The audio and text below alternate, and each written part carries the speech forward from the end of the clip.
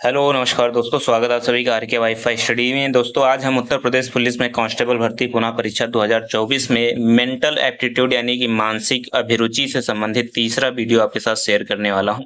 इससे पहले मैंने मानसिक अभिरुचि के 2 वीडियो अपलोड किए हैं जिन्हें जाकर आप हमारे चैनल पर देख सकते हैं। आपके लिए बहुत ही ज़्यादा इम्पोर्टेंट है मानसिक अभिरुचि, क्योंकि इससे 15 लगभग क्वेश्चन आपके परीक्षा में पूछे जाते हैं। जो 17 फरवरी 2024 और 18 फरवरी 2024 में प्रश्न पूछे गए थे, अभी उन्हीं को मैं शेयर कर रहा हूं, उनके प्रश्न और उनको थोड़ा सा व्याख्या करके यानी डिस्क्राइब करके आपके साथ शेयर कर रहा हूं। वीडियो अंत तक जरूर देखिएगा, आपके लिए बहुत इंपॉर्टेंट होने वाला है। दोनों जो पुराने वीडियो हैं उनका लिंक मैं डिस्क्रिप्शन में दे दूंगा, वहां से जाकर देख सकते हैं। अगर वीडियो आपको अच्छा लगे तो लाइक, शेयर और सब्सक्राइब जरूर करना। चलिए वीडियो देखते हैं कौन कौन से प्रश्न इसमें शामिल किए गए हैं। दोस्तों पहला प्रश्न है, सामुदायिक पुलिसिंग का कौन सा पहलू आपको सबसे अधिक प्रभावित करता है? 4 ऑप्शंस दिए गए हैं, इनमें से एक ऑप्शन आपके लिए सही होगा। पहला ऑप्शन है, समुदाय द्वारा रिपोर्ट की गई आपात स्थितियों पर त्वरित और कुशलता से प्रतिक्रिया करना।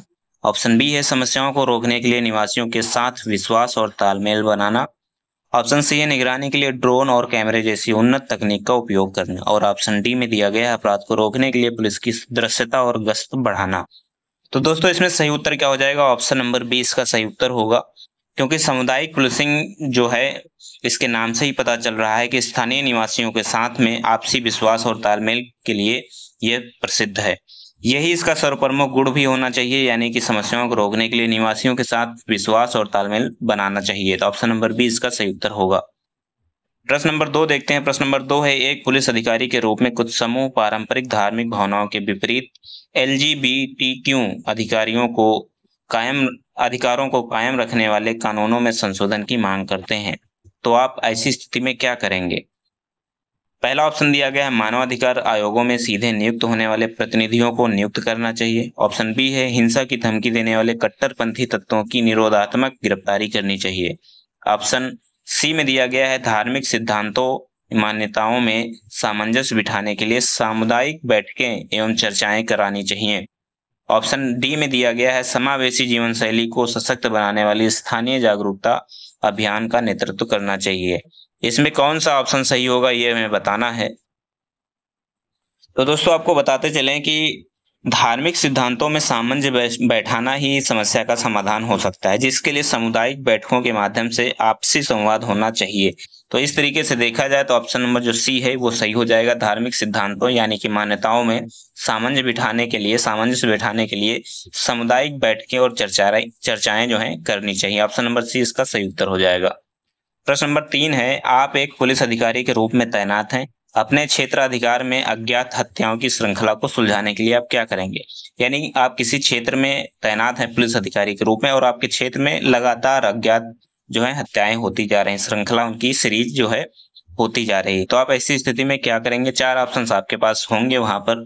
मनोवैज्ञानिक प्रोफाइलिंग के माध्यम से व्यवहारिक पैटर्न का अध्ययन करना चाहिए। ऑप्शन बी है, संपूर्ण क्षेत्रीय आबादी की पूर्ण डीएनए प्रोफाइलिंग करानी चाहिए। ऑप्शन सी है, चेहरा पहचान स्कैन का उपयोग करके सीसीटीवी कैमरे का डेटा माइन यानी कि खंगालना चाहिए।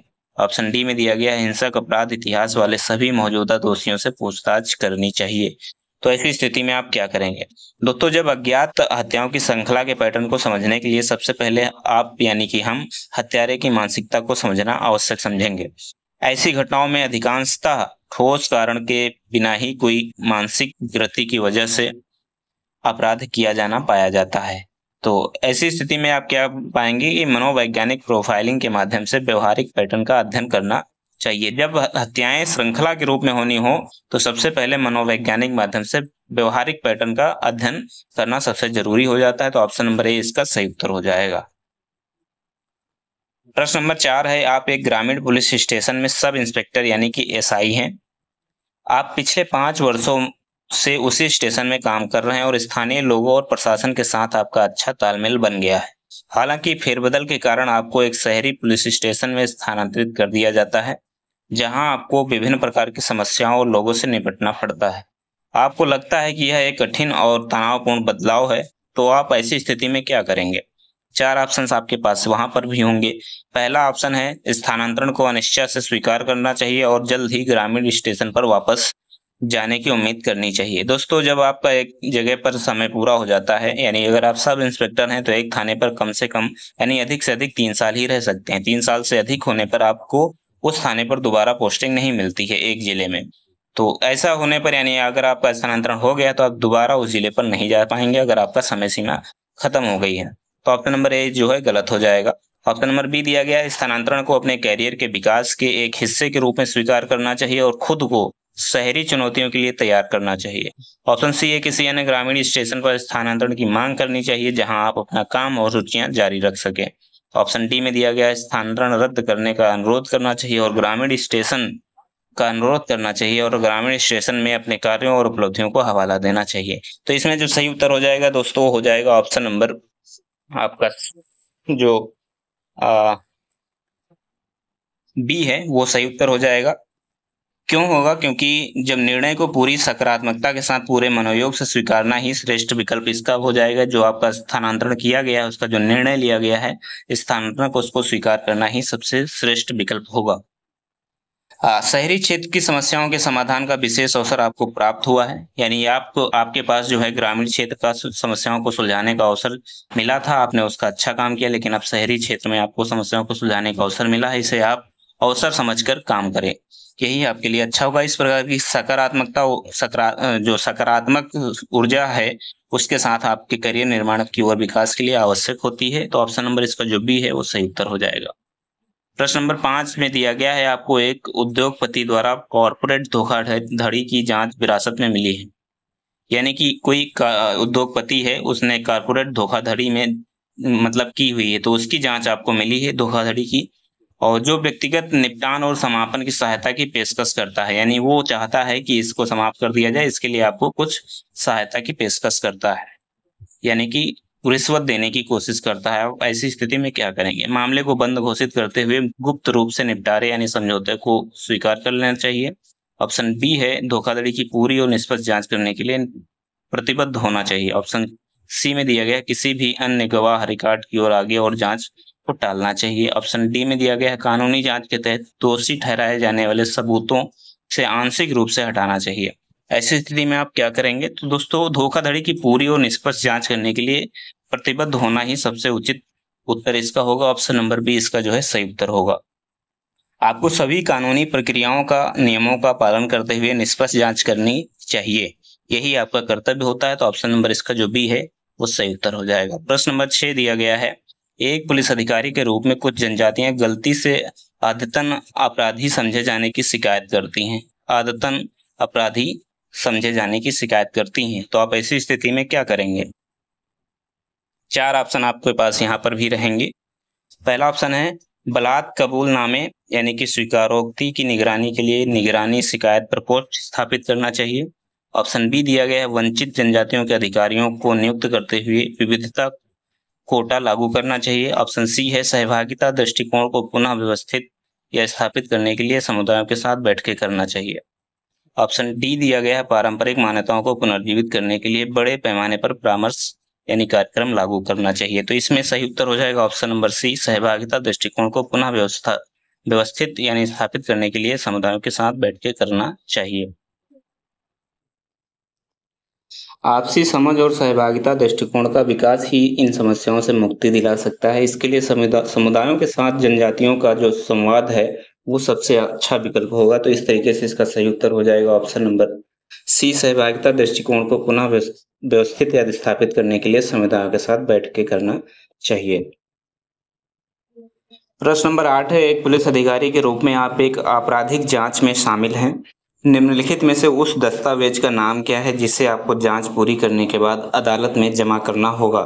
4 ऑप्शन इसमें भी हैं। पहला ऑप्शन है जमानत आवेदन, दूसरा ऑप्शन है गिरफ्तारी वारंट, तीसरा ऑप्शन है आरोप पत्र और चौथा ऑप्शन है प्रथम सूचना रिपोर्ट।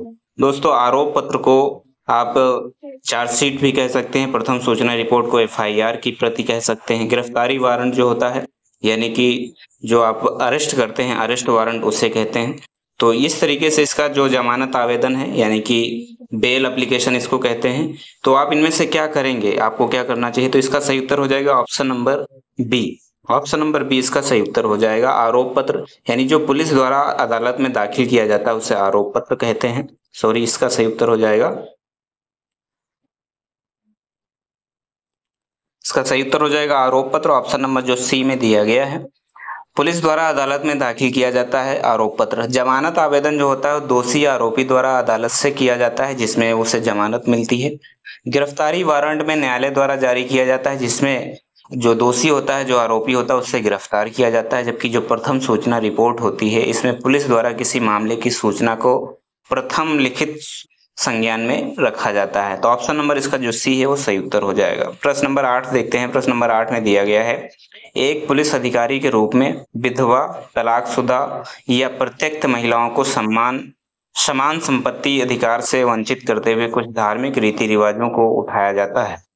आप ऐसी स्थिति में क्या कहेंगे? 4 ऑप्शन आपके पास रहेंगे उस समय। पहला ऑप्शन है, यदि समुदाय में मानदंड लंबे समय से स्वीकृत है तो मामलों को तुरंत खारिज कर देना चाहिए। ऑप्शन बी में दिया गया है, देरी को कम करने के लिए मामलों को फास्ट ट्रैक अदालतों में भेजना चाहिए। ऑप्शन सी में है, लैंगिक अधिकारों पर जिला जागरूकता अभियान चलाने चाहिए। और ऑप्शन नंबर डी में दिया गया है, अनुचित पारंपरिक रीति रिवाजों का स्थान लेने वाले कानूनों का हवाला देना चाहिए। तो ऐसी स्थिति में जो सही उत्तर हो जाएगा ऑप्शन नंबर डी होगा, अनुचित पारंपरिक रीति रिवाजों का स्थान लेने वाले कानूनों का हवाला देना चाहिए। समुदाय को रीति रिवाजों के विरुद्ध बनाए गए कानूनों की जानकारी देना और उनके उल्लंघन की दशा में भुगते जा सकने वाले परिणामों की जानकारी देना ही सबसे श्रेष्ठ जो है विकल्प होगा। इस तरीके से इसका सही उत्तर हो जाएगा ऑप्शन नंबर डी, अनुचित पारंपरिक रीति रिवाजों का स्थान लेने वाले कानूनों का हवाला देना चाहिए।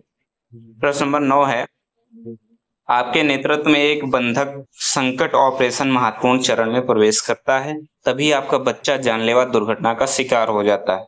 आप ऐसी स्थिति में क्या करेंगे? यानी आप जो जो है नेतृत्व, ऐसी चीज का नेतृत्व कर रहे हैं जिसके आप नेतृत्व करता है और एक बंधक संकट ऑपरेशन महत्वपूर्ण चरण में प्रवेश करता है, यानी वो लगभग पूरा होने वाला है, वो जो मिशन में आप जिस मिशन में गए हैं, तभी आपका बच्चा जानलेवा दुर्घटना में शिकार हो जाता है। आप ऐसी स्थिति में क्या करेंगे? 4 ऑप्शन आपके पास ऐसी स्थिति में रहेंगे। पहला ऑप्शन है, टीम के बीच ऑपरेशन की जिम्मेदारी के कार्यों को रणनीतिक रूप से बांटना चाहिए। ऑप्शन बी है, निपुण सेकंड इन कमांड को पूरी तरह से बागडोर सौंप देनी चाहिए। ऑप्शन सी में दिया गया, ऑपरेशन सुलझने यानी समाप्ति तक परिवार केंद्रित व्यक्तिगत समाचार छुपाना चाहिए। और ऑप्शन डी में दिया गया, अपने डिप्टी को परिचालन रणनीति सौंपना चाहिए और लेकिन अधिकार अपने पास रखना चाहिए। आप ऐसी स्थिति में क्या करेंगे? जैसे मान लीजिए आप किसी मिशन में हैं और मिशन लगभग पूरा होने वाला है, अंतिम चरण में है, लेकिन आपका बच्चा जानलेवा दुर्घटना में शिकार हो जाता है, तो ऐसी स्थिति में आप अपने डिप्टी को परिचालन रणनीति जो है सौंप देनी चाहिए आप, लेकिन जो उसके अधिकार हैं वो अपने पास रखने चाहिए, यानी कि उसका जो कमांड है वो अपने पास ही रखनी चाहिए। तो ऑप्शन नंबर डी इसका जो सही उत्तर हो जाएगा। आपके बच्चे का मामला अत्यंत संवेदनशील मुद्दा होता है, ऐसे में बतौर नेतृत्वकर्ता अधिकार अपने पास रखकर कुछ समय के लिए रणनीति क्रियान्वयन प्रक्रिया को डिप्टी के माध्यम से संचालित कराना ही सर्वश्रेष्ठ विकल्प होगा। ऑप्शन नंबर डी इसका सही उत्तर हो जाएगा। प्रश्न नंबर 10 है, पहचान की चोरी और प्रतिरूपण अपराधों की जांच करते समय आपको क्या करना चाहिए? 4 ऑप्शन आपके पास रहेंगे।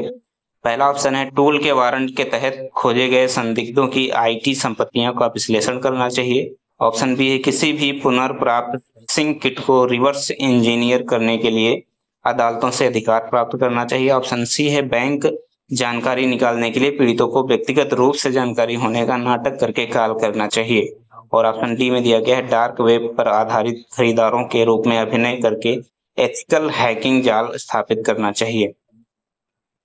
इसका जो सही उत्तर हो जाएगा दोस्तों ऑप्शन नंबर ए होगा, टूल के वारंट के तहत खोजे गए संदिग्धों की आईटी संपत्तियों का विश्लेषण करना यानी उनकी जांच करना सबसे सही उत्तर हो जाएगा। ऑप्शन नंबर ए इसका सही उत्तर होगा। वर्तमान तकनीकी दौर में व्यक्ति की पहचान से जुड़े साक्ष्यों के संदर्भ में आईटी की एक बड़ी भूमिका होती है। ऐसे में संदिग्धों की पहचान उनकी प्रोफाइल यानी संपत्तियों के विश्लेषण से उजागर की जा सकती है। प्रतिरूपण अपराध भी किसी कंप्यूटर या संचार उपकरण के उपयोग द्वारा एक जो है उसके द्वारा बनाकर आप आपके फेसबुक प्रोफाइल के माध्यम से उसको फोटो पोस्ट करके ये जो है उसे तैयार कर सकते हैं। प्रतिरूपण का मामला इससे बना सकते हैं। पुनः इसकी जांच के लिए संदिग्ध की आईटी प्रोफाइल के विश्लेषण से ही इसकी पहचान की जा सकती है। तो विकल्प जो ए है ये सही उत्तर हो जाएगा। प्रश्न नंबर 11 है, आप एक पुलिस अधिकारी के रूप में तैनात हैं। एक व्यथित पिता आपके पास आता है और कहता है कि उसकी 23 वर्षीय बेटी अपने पुरुष मित्र के साथ भाग गई है। सुप्रीम कोर्ट के निर्देश अनुसार आप क्या कहेंगे? ऑप्शन में दिया गया है, ऑप्शन नंबर ए है, निपटान के लिए शिकायत को ग्राम सभा के पास भेजना चाहिए। ऑप्शन बी है, यदि सहमति हो तो आपराधिक आरोप के बिना सुलह समर्थन करना चाहिए। ऑप्शन सी में पुरुष मित्र को फुसलाने के आरोप में गिरफ्तार करना चाहिए। ऑप्शन नंबर डी में दिया गया है, अपहरण का मामला दर्ज करके जांच करनी चाहिए। तो इसका सही उत्तर हो जाएगा ऑप्शन नंबर बी।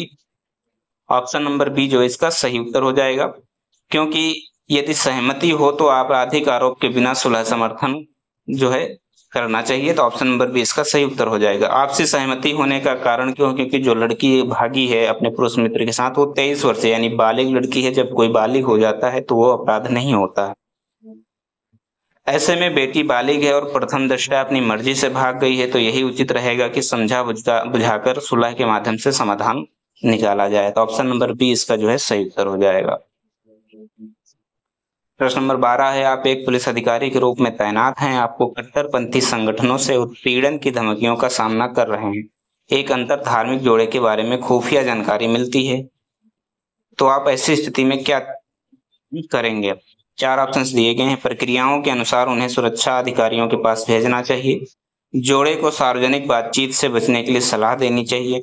उनको स्वैच्छिक भौतिक अलगाव का सुझाव देना चाहिए। जोड़े को सुरक्षा कवर और सुरक्षित आवागमन प्रदान करना चाहिए।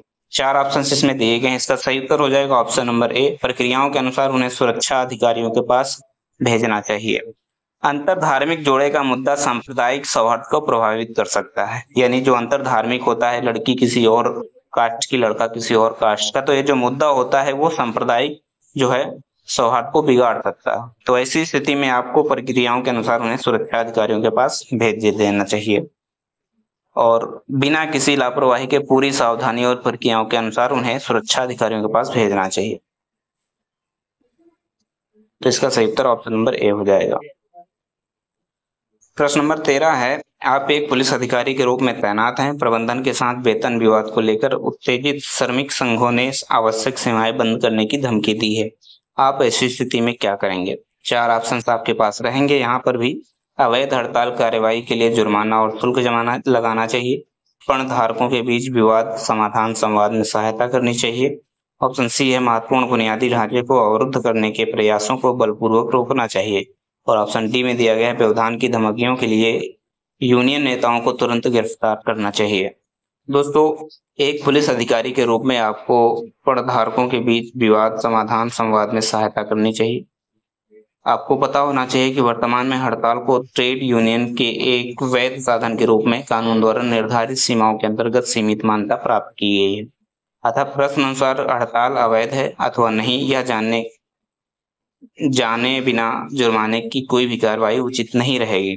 तो इस तरीके से इसका जो सही उत्तर हो जाएगा ऑप्शन नंबर बी होगा, पक्षधारकों के बीच विवाद समाधान संवाद में सहायता करनी चाहिए। ऑप्शन नंबर बी इसका सही उत्तर हो जाएगा। दोस्तों, वीडियो आपको कैसा लगा इसे कमेंट करके जरूर बताइएगा। अगर अच्छा लगा तो लाइक करिएगा, शेयर करिएगा और अगर आप मेरे चैनल पर पहली बार आए हैं तो सब्सक्राइब जरूर कर लेना, क्योंकि यूपी पुलिस कांस्टेबल के एग्जाम से संबंधित आपके पास जो रीजनिंग और मानसिक अभिरुचि के जो प्रश्न है वो आपके साथ में लगातार शेयर करता रहूंगा, जो आपके लिए ज्यादा सही रहेंगे। धन्यवाद दोस्तों, जय हिंद जय भारत।